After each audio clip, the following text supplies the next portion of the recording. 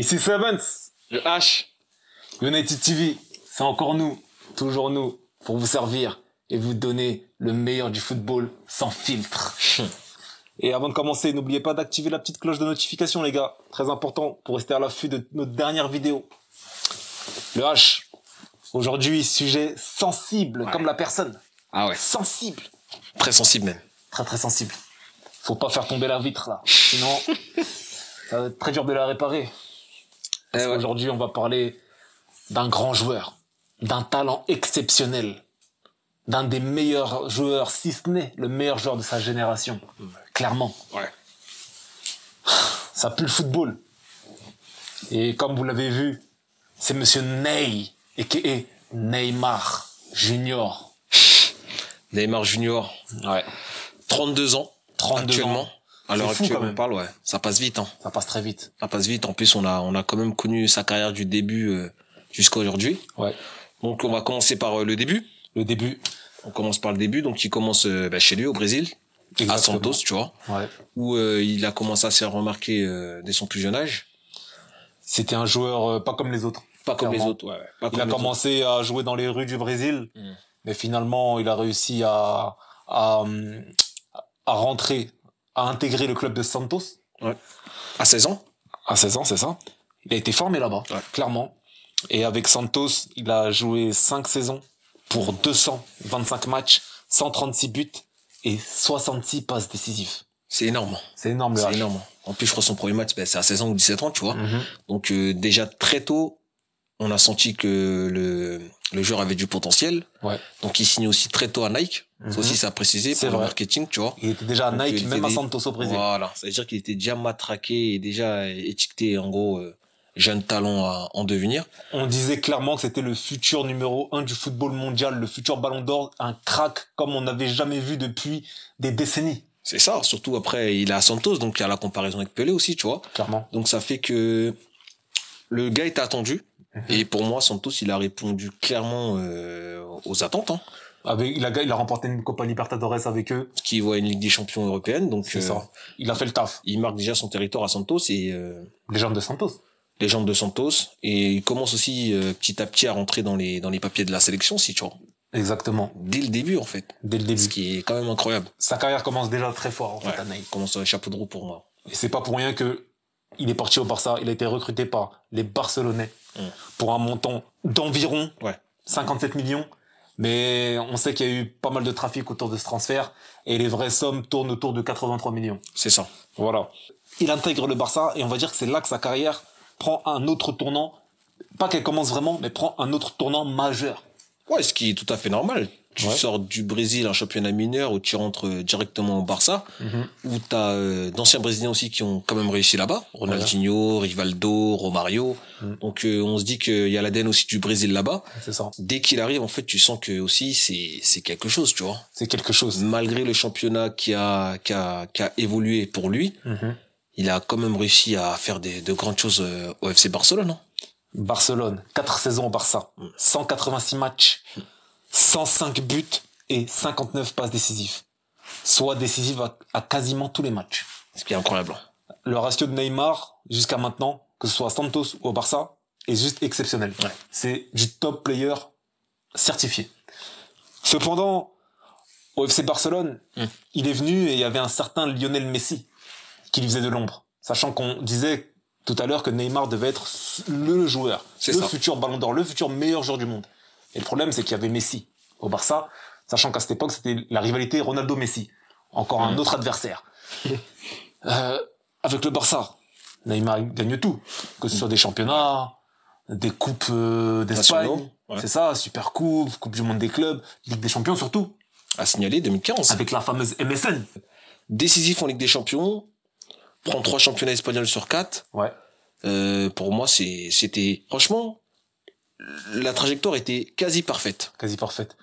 Mais malheureusement, Ney sentait qu'en fait, qu'il avait l'ombre de Messi derrière lui et il voulait être ce joueur, le joueur essentiel de l'équipe, la star de l'équipe qui fait gagner des matchs. Il voulait être ce joueur. Et c'est pour ça qu'il prend la décision de quitter le FC Barcelone contre toute attente. Contre toute attente, surtout que le Barça avait mis une clause à 222 millions. Donc pour eux, aucun club déjà n'allait mettre cette somme. Ça, faut le signaler. Ouais. Et aussi, petite parenthèse, Ouais. c'est que à partir de ce transfert-là, t'as eu que des clauses à 1 milliard après. 1 milliard, ouais. Ça a déréglé le monde Ça a du football. déréglé surtout en Espagne. Ouais, c'est vrai. Où ça paye souvent les clauses pour que le joueur parte. Ça a déréglé carrément le marché des transferts. le marché économique en Espagne. Mais... Donc, ouais, franchement, pour moi, légende du Barça aussi. Légende du Barça, Neymar, certifié. Même en 4 saisons, il a... De toute façon, quand on pense au Barça, à Neymar, à la MSN, c'est fini. C'est ça. C'est si ce n'est le meilleur trio qu'on ait vu, de l'histoire du football. D'ailleurs, dites-nous en commentaire, BBC ou MSN? Dites-nous en commentaire. On fera une vidéo, je pense. Ce serait très intéressant de savoir qui était le meilleur trio offensif. Il décide de quitter le Barça et donc de rejoindre le PSG pour un transfert record, comme tu l'as dit, le âge de 222 millions. Voilà. Qu'est-ce que tu en penses? Franchement, transfert osé, mais compréhensible. Le PSG est depuis, on va dire, une dizaine d'années sous l'air QSI. Donc ils se disent, il faut marquer le coup. En plus, dans la même saison de transfert, il y a Mbappé aussi qui vient. Donc ils font Neymar Mbappé. Une pierre de coups. Pierre de coups, 180 millions pour Mbappé, 222 pour Neymar. Donc ils se disent, là franchement, on est réglé. On est réglé, on a fait le bon choix de prendre Neymar à la force de l'âge et Mbappé jeune crack, donc Neymar qui prend sous l'aile d'Mbappé. Ouais. Donc franchement sur le papier, tout était nickel. Tout était nickel. Mais c'est là que les problèmes arrivent.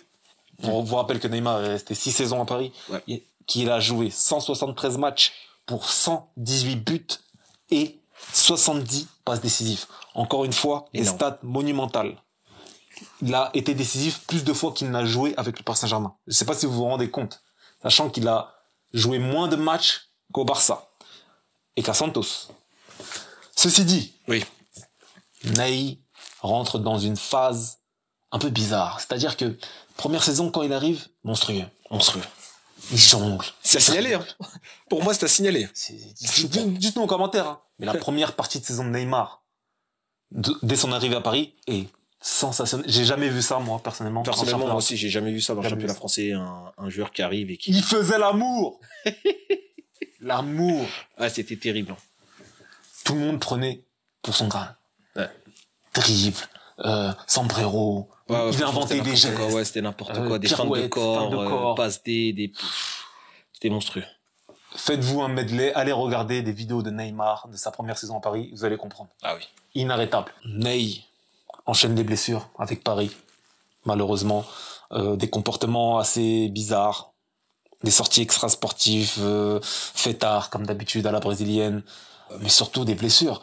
Et on sent que ça affecte le PSG parce que c'était plus Paris, mais c'était devenu, on va dire, le Ney Saint-Germain, un peu, à cause de toutes ces histoires. Ouais, un peu. Mais le truc, c'est que le PSG, en fait, ils ont pas capté que Neymar, c'est un joueur sensible, tu vois. C'est un joueur qui joue, qui aime le foot, qui vit pour le foot, lui-même le dit, mais qui aime pas être trop titillé, qui aime pas trop être dans ce délire de concurrence. Donc je pense que lui, dans sa tête, il est arrivé au PSG pour se dire, en gros, c'est lui le numéro 1. Il a pas senti le Mbappé qu'elle est, je pense qu'il a vu le talent à l'entraînement.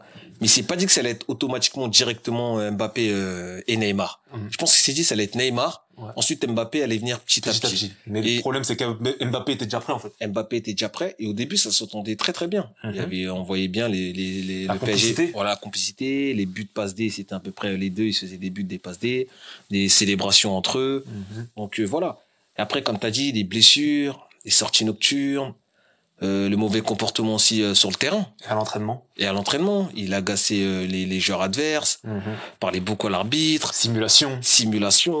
Donc il y a eu plein de petits trucs comme ça qui ont commencé à écorcher la réputation du Ney. Ouais. On va quand même parler aussi de la saison 2020. Ouais, il faut parler de cette saison. Donc c'est une saison où, comme tout le monde le sait, il y a eu le Covid. Ouais. Et voilà, on avait arrêté quelque temps les championnats, mais la Ligue des Champions a continué. Ouais. Sur un truc où c'était un match direct, des quarts au final. C'est ça. Et il est exceptionnel. Il a emmené Paris en finale. Sans marquer de but. Ouais. Il a ramené Paris en finale. Et le truc, c'est que, comme vous le savez, c'est à la fin qu'on paye les musiciens. C'est à la fin. Donc, On connaît le résultat On connaît final. le résultat. Paris perd 1-0, Coman marque. Donc Neymar, Mbappé, c'est la tristesse. Et je pense que depuis ça, il a pas réussi à s'en remettre. Il a pas réussi à s'en remettre, mais justement, il y avait une lueur d'espoir. Parce que juste en 2022, saison 2022-2023, il y a eu l'arrivée du fameux GOAT. Ouais, du fameux GOAT, ouais. Lionel Messi. On connaît la complicité entre Ney et Messi. Et on s'est dit c'est reparti comme en 46, tu vois, comme à l'ancienne. Surtout avec un trio pareil. Avec un trio pareil. Ney, Mbappé, Messi. Mais on se dit, c'est fini, là. Sur le papier, c'est le meilleur trio que j'ai vu de ma vie sur papier. M&M. Ouais. La fameuse M&M. La fameuse M&M qui a pas duré... Ça a été très, très bref. Très, très bref. La fameuse M&M, comme tu l'as dit, c'était sur papier, c'est ce qui se faisait de mieux. Surtout qu'au début, ça allait. Ça allait. Les 6 premiers mois, ça allait. Ensuite, on sentait un peu de semblant, hein. Beaucoup de cinéma. Ouais, beaucoup de cinéma. Après, ça fait partie du foot en vrai. Tu vois, c'est des coéquipiers. Ils sont peut-être pas tous en accord. Ouais. Mais on sentait quand même qu'ils étaient dans un truc en mode, faut qu'on travaille en équipe, même si chacun ses trucs. Ouais. Faut qu'on y aille tous ensemble. Mais ça l'a pas fait. Ça a été quasiment un flop. Début de saison monstrueux. Pourtant, tu regardes les stats de Neymar cette saison. Ouais. C'était monstrueux. Ça sort en 8e contre le Bayern et c'est là où ça fait tâche, tu vois. Ouais. Neymar continue à se blesser pendant ce temps-là. Faut aussi le dire. Donc il a environ une trentaine de blessures dans sa carrière. Ouais, ce qui est incroyable. Ce qui est incroyable. Ce qui est incroyable. Donc c'est malheureux pour le fameux Ney. Ouais. C'est très malheureux pour le fameux Ney. Et finalement, on sentait qu'il y a quelque chose qui s'était brisé entre Ney et Paris. Ouais, clairement. Ça s'envoyait des pics sur le net. Et notamment à cause de Kiki, faut le dire. Voilà, qui lui, justement, Ney est venu pour devenir la tête d'affiche. Mais la personne qu'ils ont recrutée en même temps que lui... L'a dépassé au niveau de l'ampleur. C'est ça. C'est-à-dire que maintenant, c'est lui qui voulait être la tête d'affiche et il voulait être seul. Donc, il a dégagé... les deux grosses têtes qu'il y avait. Hein. C'est quand même incroyable. Ce qui est quand même incroyable. Ah oui. C'est incroyable. Je peux comprendre la haine de Neymar. Hein. Mais Paris devait faire un choix. C'était soit garder quelqu'un qui se blesse et qui on n'est pas sûr qu'il joue tous les matchs. Ou un mec en fin de carrière. Ou un mec en fin de carrière. Ou je parlais plus d'Mbappé, tu vois. Ouais. Ou en mode, vas-y, c'est lui la superstar. On peut rien y faire. Le problème, c'est qu'il a viré les deux. Voire même plus. Il y avait même des Paredes. Ouais, il y avait des Paredes, des Renato Sanchez. Après, c'était assez logique aussi que ce mec-là soit à l'Amérique latine. L'Amérique latine family, quoi. Ouais. Finalement, Ney part en même temps que les autres. Ouais. Pour Al Hilal, pour rejoindre le fameux championnat exotique d'Arabie Saoudite. Il rejoint Al Hilal pour 90 millions. Franchement, que dire? Le gars est encore blessé. Il est arrivé là-bas, il n'a joué que 5 matchs pour 1 but et 3 passes D. Encore des stats honorables. Ouais. Mais malheureusement, saison blanche. Et là, c'est pas la cheville, là, c'est le genou. C'est le croisé. Donc, c'est quasi toute une saison blanche. Ouais. Donc, Neymar est égal blessure. Hein. Si on doit être clair, net et précis. Talent générationnel. Un des joueurs les plus beaux à voir qu'on ait vu, personnellement. Et c'est toujours la tristesse quand tu parles de Neymar, en fait. C'est triste. Je pense que ça s'entend même quand on parle. Ouais. En fait, il y a ce Ney. Mais à quoi tu joues, Ney? Voilà. Il y a toujours il y a toujours ce typage-là. Il y a toujours ce petit truc qui fait que t'as envie qu'il y a plus, en fait. T'as envie qu'il y a plus, t'as envie qu'il réussisse, tu vois. Il y a toujours ce truc-là, mais là, la trajectoire, elle est terrible, hein. Elle est terrible. Si on doit parler du style de jeu de Neymar, que peux-tu me dire dessus? Neymar, à la base, c'est un ailier, mais qui peut jouer 10. Ouais. C'est l'ailier par excellence pour moi. Pour toi, c'est l'ailier par excellence? Ouais, c'est l'ailier par excellence. Que veux-tu dire par ailier par excellence? Ailier par excellence, c'est que il est technique, vision de jeu, il est rapide, il a une bonne qualité de frappe, il sait où se placer, bon dans les coups de pied arrêtés. Il a en fait toutes les palettes pour être cet ailier ultime, tu vois. Ok. Pour moi, je lui trouve peu de défauts à part peut-être physiquement, tu vois. Ouais. Mais sinon, sur son style de jeu, il est assez complet, je pense. Et là, quand tu parles de l'ailier ultime, tu parles en mode de Neymar Prime? Ouais, je te parle de Neymar Prime. Même Neymar à Santos, je trouve que ça allait, même si on n'a pas vu forcément tous les matchs. Mais on a eu des gros quand même highlights de ce qu'il a fait, tu vois. Et ouais, pour moi, c'est l'un des ailiers ultimes, en fait. Hein. Ok. Parce que si je dois comparer, par exemple, Oui. Alors, prime time, en mode ailier, parce qu'on sait que je vais rentrer direct. Ouais. Cristiano Ronaldo. Ok. Si t'as un choix à faire entre Cristiano Ronaldo, prime time en mode ailier, c'est-à-dire Manchester United et début de Real de Madrid. Ok. Et Neymar, mode ailier Prime time, Barcelone. Mode remontada, etc. C'est quoi ton choix? C'est difficile, c'est difficile, mais je partirais sur le choix de Neymar parce que moi, je parle de moi personnellement. Je trouve que c'est plus altruiste du côté de Neymar, or que CR7 c'est plus fantastique, même si c'est moins efficace, ça fait plus peur à l'adversaire, le côté CR7. Pour moi, quand tu parles de moins efficace, c'est-à-dire au niveau des dribbles, parce que si on parle de niveau de but, même pas décisif, CR7 est largement plus efficace que Ney. Il suffit de regarder les statistiques. Oui et non, moi je pense parce que c'est le côté de Manchester United en tout cas. C'est vrai que le Real après il est vite venu neuf au Real. Il a vite, c'est plus Benzema qu'on a sacrifié, tu vois. Mais c'était quand même un ailier. Non, c'était quand même un ailier à la base, tu vois. Mais je trouve que Ronaldo, il y avait un peu plus de brouillon, un peu plus personnel, ce qui fait que Neymar c'est le côté altruiste et je trouve que le Neymar Prime est plus intéressant et même plus fort pour moi.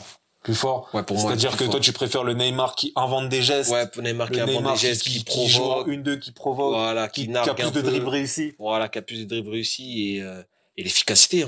Pour moi, Neymar est plus efficace. Après, CR7, le truc, c'est que c'est clinique devant les cages. C'est clinique. Chirurgical. C'est clinique. Et toi, t'en penses quoi, toi? Penses-tu dois faire la comparaison entre les deux? Je te dis la vérité, c'est difficile, mon style de jeu penche plus vers Neymar, parce que moi j'aime les joueurs super techniques, dribbleurs, Ronaldo aussi l'est. Mais Neymar, c'était... trop gentil. C'est le football. C'est le football. En fait, tu sens la samba. Et c'est ça qui fait kiffer. Donc Neymar, c'est plus kiffant de le voir jouer à son prime time qu'un CR7. Maintenant, si tu veux gagner des LDC tous les ans, c'est CR7. Prends CR7 direct. Ah oui. Parce que Ney, c'est un fragile. C'est ça. Faut dire ce qui est. Oui. CR7, c'est le côté tueur. C'est ça. Tueur. Franchement, Neymar, c'est du très très haut niveau. Du très très haut niveau. Je me souviens même de ses buts.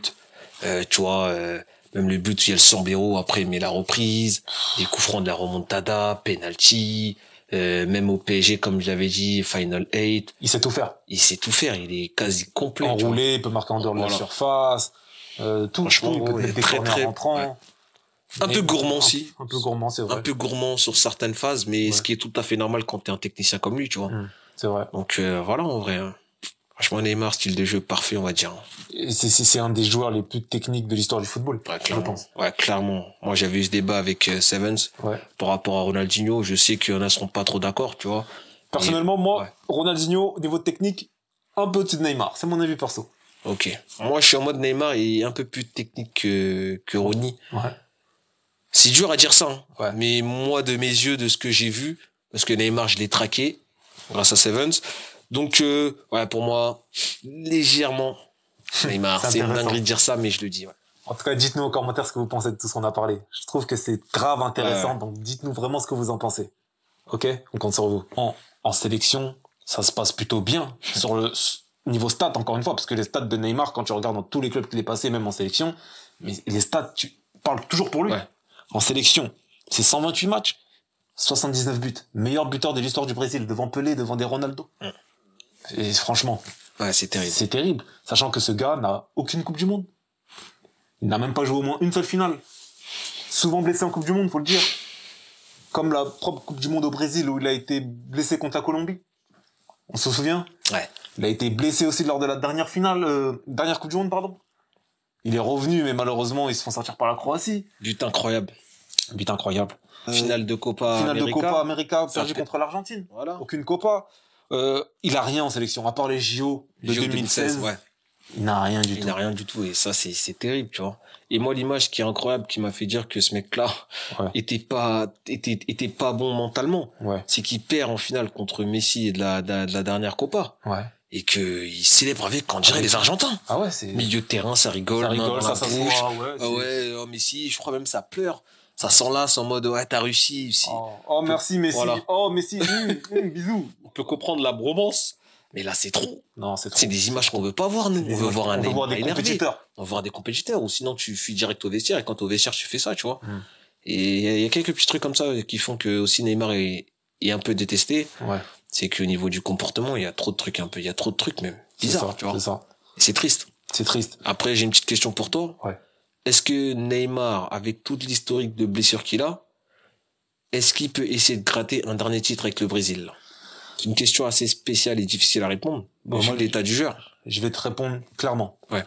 Neymar doit revenir, mais s'il revient, il ne doit plus jamais se blesser. Déjà pour commencer. Là, il doit arrêter son style de vie de merde. Parce qu'il a un style de vie de merde. Il doit prendre soin de lui. Il a 32 ans. Il en a plus 25. Ouais. Donc là, ça va aller très vite. Maintenant, je pense qu'il est en fin de carrière. Neymar, là, il va plus durer. C'est peut-être du 2-3 ans pour moi. Il lui reste une Copa à jouer en sélection. Ouais. Et une Coupe du Monde. Qu'est-ce qu'il doit faire maintenant? Il doit tout faire pour revenir avant la fin de saison pour pouvoir jouer cette Copa et la remporter avec le Brésil. Absolument. Ensuite, il doit jouer avec Al Hilal peut-être une saison et retourner peut-être en Europe pour se préparer pour la dernière Coupe du Monde de sa carrière. Un genre de prêt, genre. Un genre de prêt. Ouais. Et remporter cette putain de Coupe du Monde. Ouais. Il a 2 ballons d'or à aller chercher là encore. Pour moi, un. Ouais. Un seul, c'est vrai. Haaland, Mbappé. Ouais. On va dire un seul. Ah. Mais ce ballon d'or peut vraiment être un ballon d'or qui en vaut 3. Je vois ce que tu veux dire. C'est la consécration du joueur, en fait. De toute sa carrière, en fait. C'est ça. C'est ce qui lui manque, un gros trophée avec le Brésil. Et il doit absolument prendre soit une Copa, soit une Coupe du Monde. Surtout la Coupe du Monde. Surtout la Coupe du Monde. Mais la Copa, pour moi, ça va calmer les esprits comme Messi, en fait. C'est vrai. Messi, dès qu'il a pris sa Copa, en fait, ça a calmé un peu le truc. Les ardeurs. Il a gagné avec son pays. Ouais. Il a même pris un ballon d'or par rapport à ça. Ouais. Donc, tu vois, ça fait que, je suis assez d'accord avec toi. Il doit gérer, comme tu l'as dit, plus blessé ou des blessures vraiment mineures et tout donner sur le terrain. C'est ça. Dites-nous en commentaire ce que vous en pensez, les gars. Ouais. Neymar peut-il aller chercher la Copa et la Coupe du Monde et surtout gagner son premier et seul ballon d'or qui fera office de succès pour lui? Dites-nous en commentaire, les gars. Important. Très important. Pour conclure. Oui. Neymar, que pensez de Neymar, là, de sa carrière, de ses débuts jusqu'à maintenant? On a toujours un goût d'inachevé, en fait. Et si ça se termine comme ça, il y aura toujours ce goût d'inachevé. Le truc, c'est qu'actuellement, si on doit parler de Neymar, on dirait que Neymar, c'est un joueur fabuleux, un joueur qui a supporté ses équipes dans laquelle il a joué, mais qui avait toujours un problème. Un problème que ce soit mental ou physique. Et c'est ça qui est triste et dommage. Très fragile, le Ney. C'est qu'il est trop fragile. Trop fragile. Et c'est ça qui a fait la diff par rapport au Messi et Ronaldo, il a joué dans cette période-là. Ouais. Il aurait même pu avoir des ballons d'or. Il a fini, je crois, deux fois dans le podium. Ouais. Donc, tu vois, des Modric a réussi à avoir des ballons d'or dans cette période-là. Il y a eu 1 ou 2 joueurs qui ont réussi quand même à avoir des ballons d'or. Benzema. Ouais. Tu vois, même si Neymar, il était plus dans le truc. Ouais. Mais c'est pour dire que c'est faisable. Même à son âge, Benzema l'a fait. C'est ça. C'est qu'il aurait pu même se faufiler dans ces trucs-là. C'est qu'il a raté le coche. Et c'est ça l'erreur de sa carrière. Il faut travailler mentalement, physiquement, techniquement. On sait qu'il est au point, mais dans le football de haut niveau, il n'y a pas que la technique qui compte, c'est un tout. C'est vraiment du football de haut niveau et dans la tête, si t'es pas prêt. C'est mental. Voilà. Ouais. Donc Ney, sincèrement, je pense que c'est le plus grand talent gâché de l'histoire du football, comme on l'a dit. Ah oui. Si il ne remporte pas de ballon d'or, pas de Coupe du Monde et toutes ces choses-là qui font qu'on passe à un joueur d'un autre standing, en fait, légendaire. Ouais, légendaire. Dans les cahiers de l'histoire du football. Ouais, dans les livres. Donc voilà. Je pense que Ney, encore une fois, là, je lâche pas l'affaire parce que j'ai la rage, en fait. Ouais, je sais que toi, moi, je suis un fervent admirateur de son talent, tu vois. Un petit pincement au cœur quand Neymar merde avec ses extra sportifs, c'est après, ces dernières années, je te dis la vérité, il m'a saoulé, tu vois. Ouais, ces dernières années, t'étais plus trop dedans, on va dire. T'étais plus trop dedans, c'était saoulant. Mais j'ai toujours ce truc, tu vois. Je me dis, putain, mais ce mec-là, normalement, il doit tout péter. C'était ce qu'il devait faire. C'était ce qu'il devait faire. C'est triste. C'est triste. Encore une fois, les gars, dites-nous en commentaire ce que vous pensez de Ney et comment vous voyez les choses pour le futur. K7 et le H ont fait le boulot et vous ont concentré une super vidéo pour savoir quel est l'avenir de Ney. Les gars, c'était Sevens. Le H. Lâchez vos commentaires, lâchez vos j'aime, partagez. Activez la cloche, faites tout. Et surtout, gardez la pêche. Et ne soyez pas fragile comme Ney. C'est très important, ne soyez pas fragile comme Ney. Solide, robuste. Toujours solide, robuste, mental, dans la tête. United TV, on est ensemble les gars. Let's go.